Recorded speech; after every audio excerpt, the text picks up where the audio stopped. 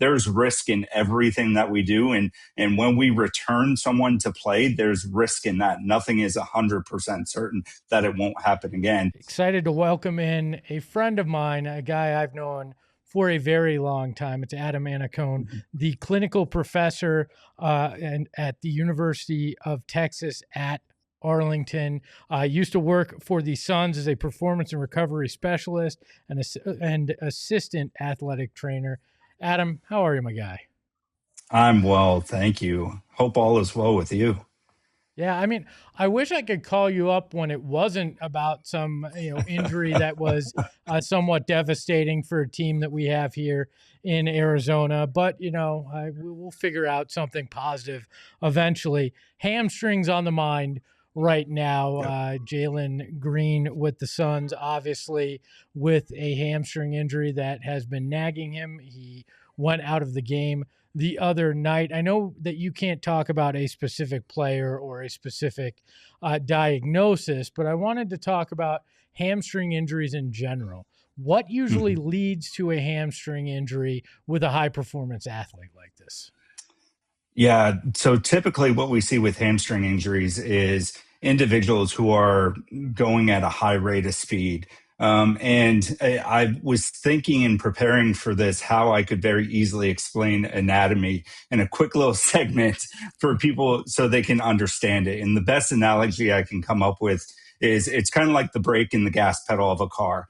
So a car that's at stop, if we want to get moving, we're going to step on the accelerator, right? And so when we step on that accelerator, that's going to cause a muscle action. So like if I want to bend my elbow, I'm going to step on that accelerator and my elbow is going to bend. Now, depending on how fast I want to go, depends on how fast my elbow goes, right? Within that car. If I want to stop that movement, I can stop it suddenly or I can stop it gradually. And that's the other component. So we're dealing with the triceps and the biceps.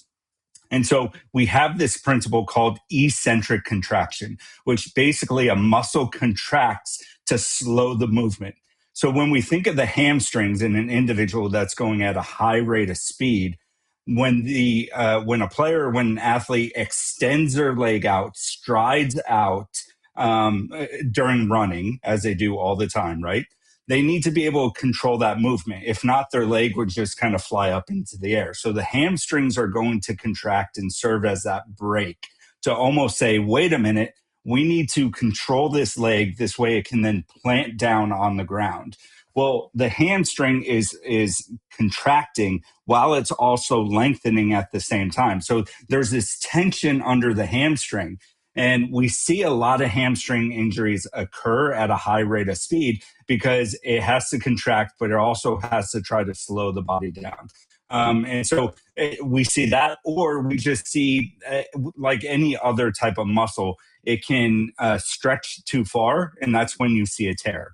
But the most common, or what we see a lot in elite sports, is kind of that contracting to serve as a brake to slow the body down. And if that makes sense.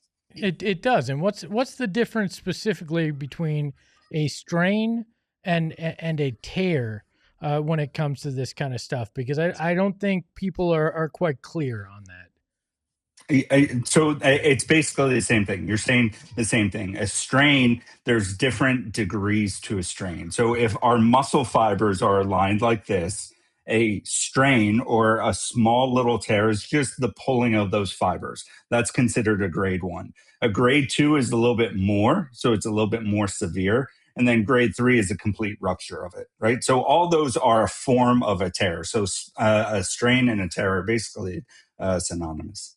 Well, that explains why we don't know the difference, because there isn't a difference with it.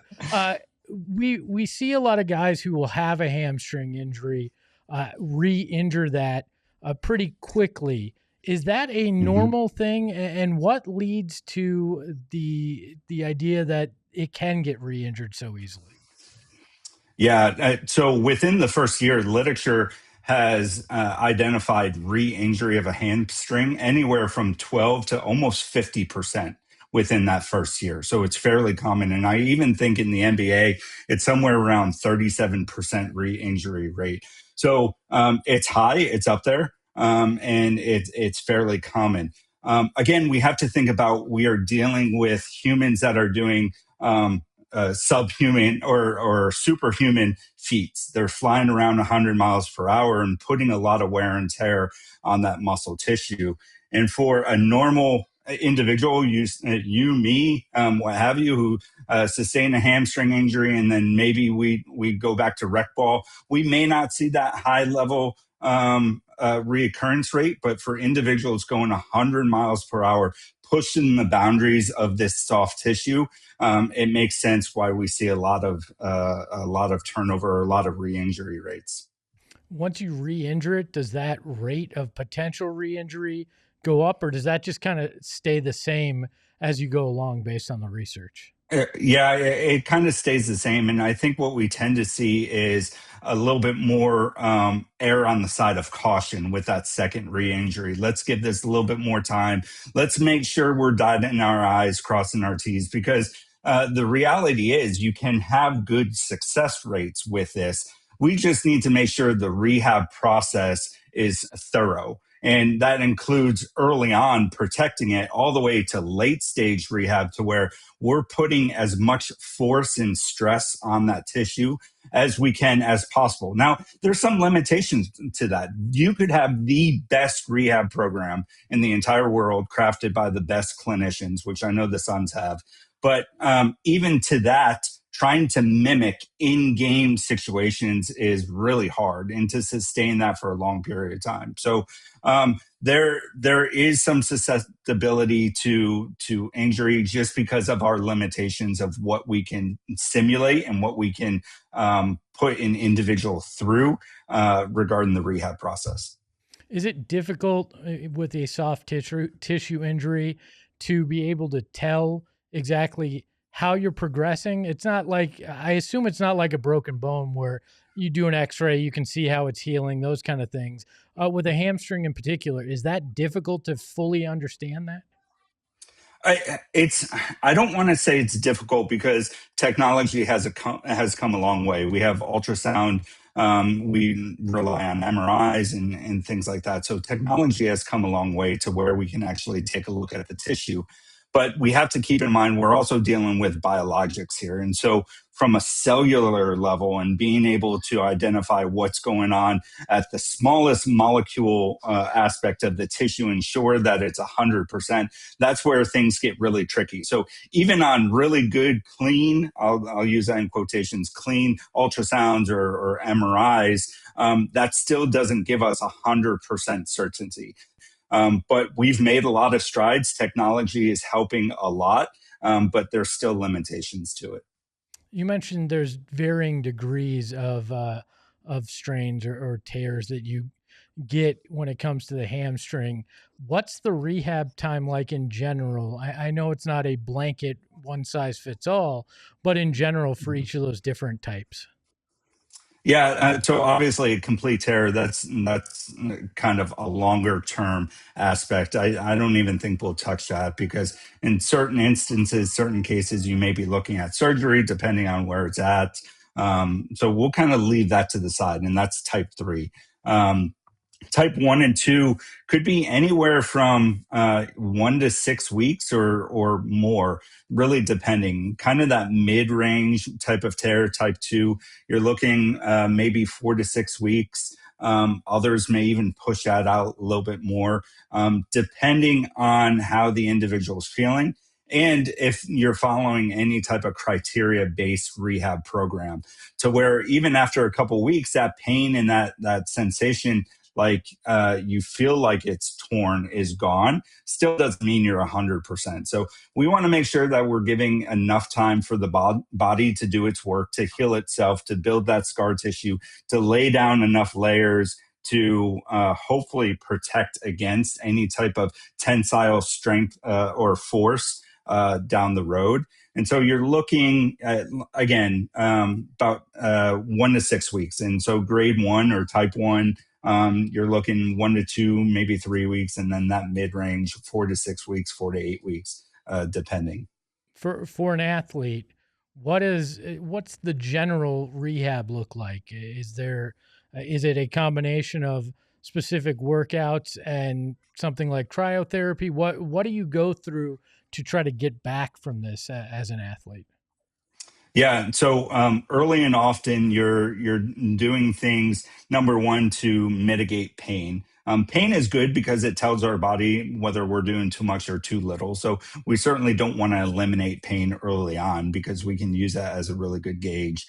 But it's all about pain control, inflammation control. You want some inflammation there because that inflammation is going to help build that scar tissue and heal that tissue. And then you're looking at range of motion. So you want to move this within the confines of your pain tolerance, because if we're not moving this, and then everything's stiffening up, and that just makes it harder to get it moving on the back end. Right. So it's this fine dance of let's get this moving, but let's not move it too much to where we're causing a lot of pain.